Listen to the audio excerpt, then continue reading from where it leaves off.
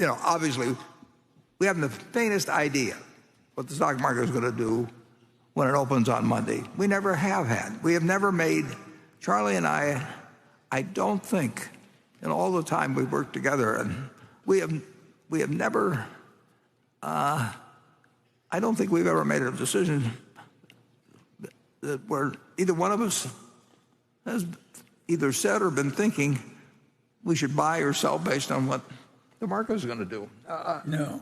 Or for that matter, on what the economy is going to do. We don't know. And the interesting thing is, sometimes I get some credit someplace for the fact that, how wonderful it was that we were optimistic in 2008 and when everybody was down on stocks and all that sort of thing. We spent a big percentage of our net worth at a very dumb time. and I shouldn't say we, it's I. We spent about $15 or $16 billion, which was a lot bigger to us then than it is now.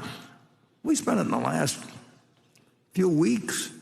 There were a period of 3 or 4 weeks between Wrigley and Goldman Sachs and General. At a terrible time, as it turned out. I mean, I didn't know whether it was going to be a good time or a bad time, but it was a really dumb time. And I wrote an article for the New York Times and Buy America and all these things. Well, if I'd had any sense of timing and waited 6 months until, I think the low was in March, and in fact, I think I was on CNBC maybe that day or something, but I totally missed that opportunity. I totally missed, in March of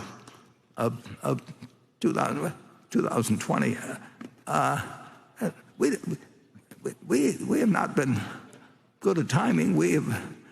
The first thing viewers want to hear from you are your thoughts on what's happening with the coronavirus, if this is a reason to panic, and if you are worried about this. Well, I don't know I have any special thoughts beyond the news on the coronavirus. The very first day I bought stocks was March 12th, 1942.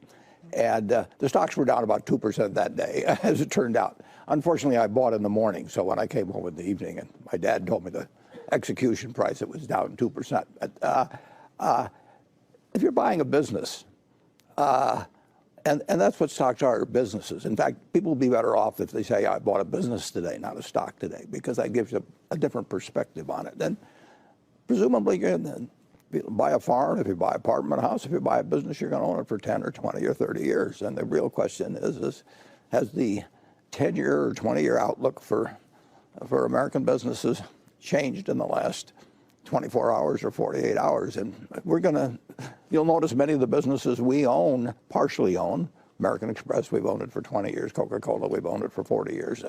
Those are businesses. And you don't buy or sell your business based on today's headlines. And if it gives you a chance to buy something that you like and you can buy it even cheaper, then it's your good luck, basically. But if I think that I can buy something for potentially 10% cheaper, maybe more than that if I wait a week or a month, maybe that's what I'm sitting around. Well, if you think that, then you're going to get fabulously rich if you're right. All you have to do is just keep buying at 10-day intervals and keep taking your 10-day prediction. If I knew what the market was going to do, obviously, but you don't. I don't think anybody knows what the market's going to do. I think you do know whether you're making an intelligent purchase at a given price. Everybody, when they buy a stock, if you're going to buy, say, General Motors that has 1,400,000,000 shares out, you should be able to take a yellow pad like you have there, and on one page say, let's say it's selling for 30. It isn't selling that low, but that'd be 42 billion. You should say, I am buying the General Motors company for $42 billion because, and you should get it on a piece of paper. And then if you want to have a separate piece of paper, it says, I think I know what the stock market's going to do, so I know whether it'll be higher or lower. But you don't have that. But if I worry that the economy is going to slow down, not just for the quarter, but for the year, that would impact how many cars I think they might be able to sell or even produce. I'll guarantee you cars are going to slow down someday. In 1932, General Motors had 19,000 dealers. That's more than all the auto dealers in the United States today. There were only 125 million people then, but they had 19,000 dealers. They produced or sold, and there was 1 month, I think, when they sold less than a tenth of a car, right at a tenth of a car per dealer. That was a terrific time to buy General Motors. and forget about the market. If you can predict the market, you don't need to read balance sheets. You don't need to read anything. You certainly can't predict the market by reading the daily newspaper. That is for sure. And you certainly can't predict the market by listening to me. But you're buying businesses. And if you had planned to buy a local service station yesterday and it was closing day, I don't think you'd tear your hair out or anything like that. You'd have already looked at where it was located and the contract it had with the suppliers and made a decision on competition. People, because they can make decisions every second in stocks, whereas they can't with farms, they think an investment in stocks is different than an investment in a business or an investment in a farm or investment in an apartment house. But it isn't. If you get your money's worth in terms of future earning power over the next 10 or 20 or 30 years, you're going to have made a good investment. And you can't pick them from day to day. If you can do that, you can, well, I haven't met anybody yet that knows how to do it. I say basically hold. I mean, the idea that the European news or a slowdown in this or that or anything like that, that would not cause you, if you owned a good farm and had it run by a good tenant, you wouldn't sell it because somebody said, here's a news item, you know, this is happening in Greece or something of the sort. If you owned an apartment house and you got to raise your rents a little, it was well located, and you had a good manager, you wouldn't dream of selling it. If you had a good business personally, the local McDonald's franchise, you know, you wouldn't be thinking about buying or selling it every day. Now, when you own stocks, you own pieces of businesses, and they're wonderful businesses. You can pick the best businesses in the world. And to buy or sell on current news is just crazy. You're in a wonderful business. You got people running it for you. You know you're going to do well over 5 or 10 years. And to think news events should cause you to try and dance in and out of something that's a wonderful game is a terrible mistake. So get into a bunch of wonderful businesses and stay with them. But you said, I said buy and you changed it to hold. Does that mean don't sell, or does that mean? Well, I mean, if you haven't got them yet, you buy them consistently over time. So you sort of average over time. And I've been buying all my life. I bought my first stock, you know, when I was 11 years old, and it was about 3 months after Pearl Harbor, and Corregidor was falling, and they had the death march at Bataan, and all the news was terrible. It was a great time to buy stocks. And I should have held that stock forever, and I've been buying stocks ever since.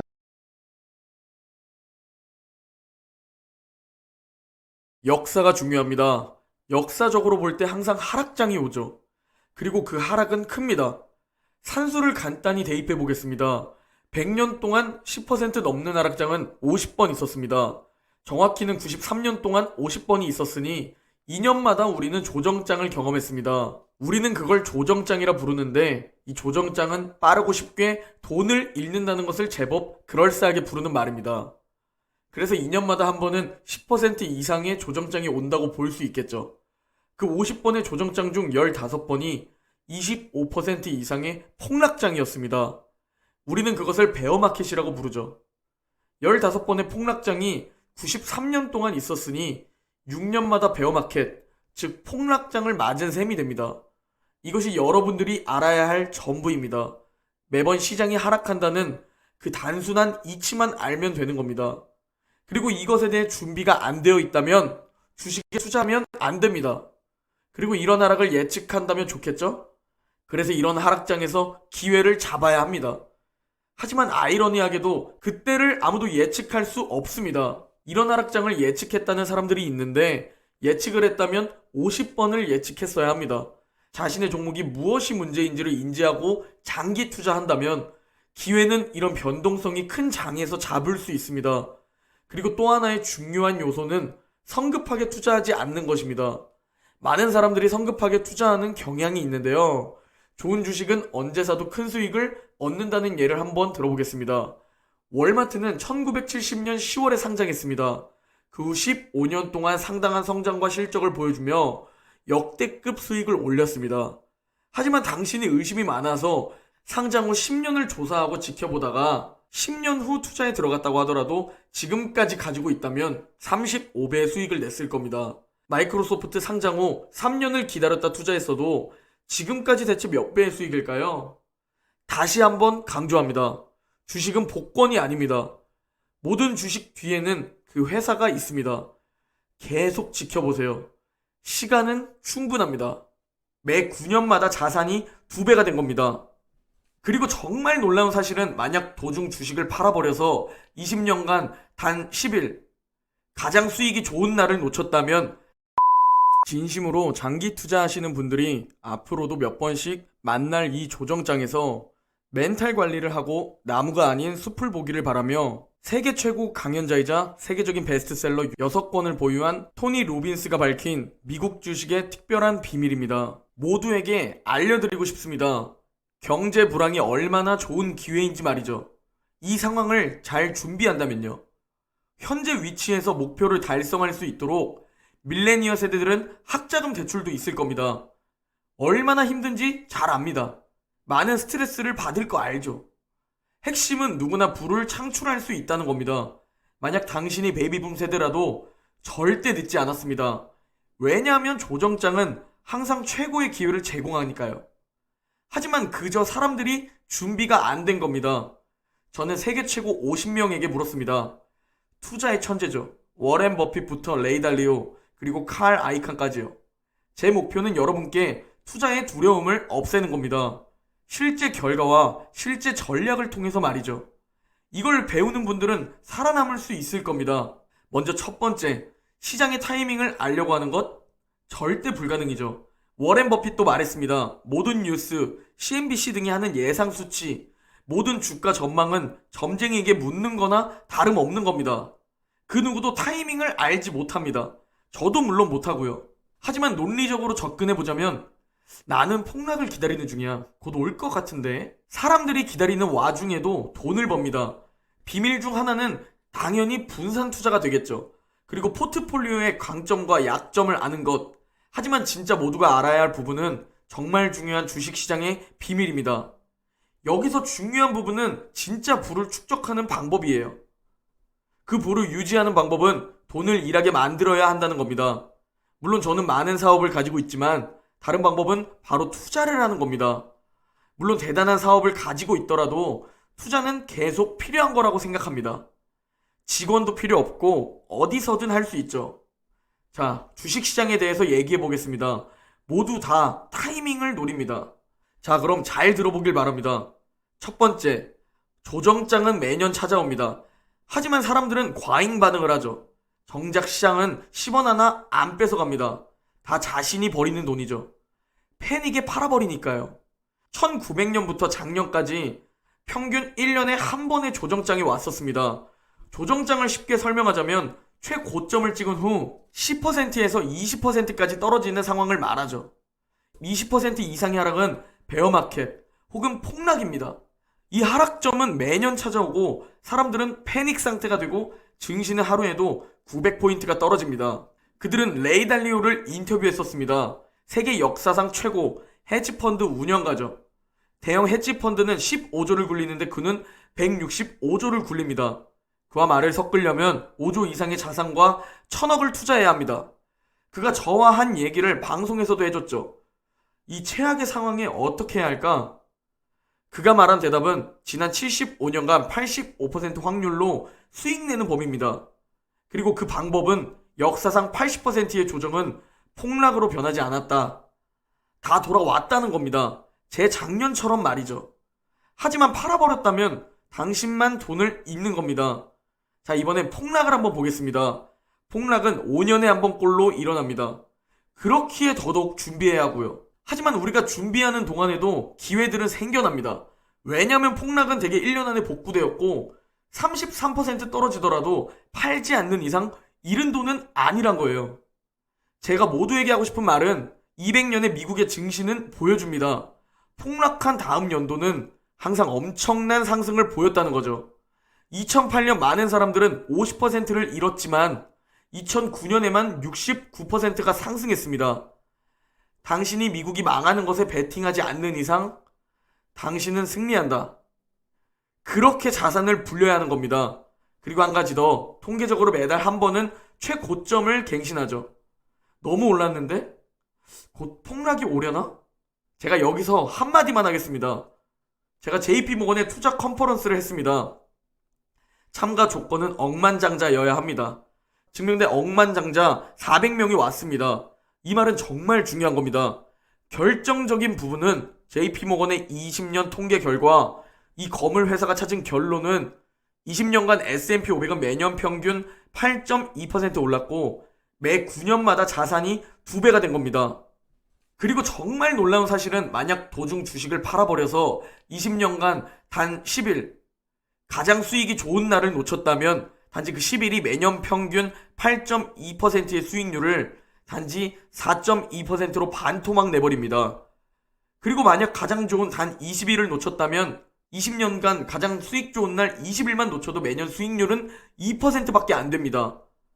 그리고 20년간 가장 수익 좋은 날 단 30일을 놓치면 수익률은 마이너스입니다.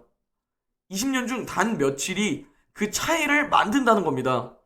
결론적으로 투자자가 할 수 있는 가장 멍청한 행동은 중간에 팔아버리는 겁니다. 투자하는 방법이 중요한 겁니다. 꽁돈이 생길 때만 투자를 한다면 절대 도움이 안 될 겁니다. 자, 여러분께 가장 중요한 투자 결정은 모두가 알다시피 주인이 먼저 되어야 한다는 겁니다. 단순한 사용자가 아니라 말이죠. 예를 들어 아이폰 유저가 애플 주식이 없다면 단순 소비자일 뿐 주인이 아닌 겁니다. 어떻게 주인이 되냐고요? 모든 분들에게 하는 말인데 돈이 많던 적던 간에 가장 중요한 투자 결정은 주인의식과 매달 월급의 일정 금액을 어떤 일이 있더라도 써버리지 않게 자동 입금을 하던지 투자 계좌로 입금해야 합니다. 실제 이야기인데 1950년대 존슨의 이야기입니다. 그는 택배 회사에서 일했으며 가장 많이 받은 연봉은 고작 1,400만 원이죠. 하지만 그는 은퇴할 때 710억이 있었습니다. 사는 동안 350억을 기부했고요. 어떻게 가능했을까요? 그의 친구 중 한 명이 가르쳐줬대요. 하루는 그 친구가 말하길 내가 널 부자로 만들어줄게. 난 연봉 1,400만 원밖에 안 되는데? 단 매달 월급의 일정 금액을 저축해야 해. 세금 내는 것 마냥. 그렇게 그 20%의 돈이 투자가 되었고 복리에 복리가 더해져서 700억이 되었다는 겁니다. 당신이 어디에 투자하던지 분명 확신에 차 있을 겁니다. 하지만 주식은 언젠가는 50%에서 70% 떨어집니다. 적어도 인생에 한 번은 말이죠. 그래서 하나의 회사만 가져선 안 된다는 겁니다. 다양한 분야에 분산해야 한다는 겁니다. 그리고 만약 나이가 젊다면 조금 더 비중을 두는 것도 좋습니다. 시간이 많으니까요. 다시 복리 얘기로 돌아가서 제가 쉬운 예를 들어드리겠습니다. 19살 고등학생이 아버지를 설득해 30만 원씩 매달 투자했습니다. 1년에 400만 원이니 누구나 마음만 먹으면 할 수 있겠죠. 19살에 시작한 학생이 28살에 주식은 그대로 두고 적립을 멈췄습니다. 총 투자금은 3,500만 원이죠. 그냥 주식을 산 상태에서 20년간 시장이 매년 8% 성장했고 투자금 3,500만 원을 9억 4천만 원으로 만듭니다. 10억이 모인다는 겁니다. 반면에 그의 절친은 29살에 투자를 시작합니다. 그가 했던 것과 같이 매달 30만 원 투자를요. 그리고 그는 65세까지 쉬지 않고 매월 적립했습니다. 3,500만 원이 아닌 총 1억 8천만 원을 투자하는 거죠. 하지만 그는 65세에도 10억이 안 됩니다. 그래서 빨리 시작해야 한다는 겁니다.